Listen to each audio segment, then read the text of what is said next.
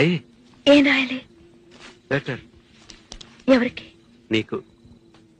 నాకా? నాకు రాయడం రాదు. ఈ మధ్యన సంతకం పెట్టడం నేర్చుకున్నా. నాకు నువ్వు రాసే ఉత్తరం నేను రాసి నాకు చదివి వినిపించి తర్వాత నువ్వు చదువుకో. I like it. చెప్పు.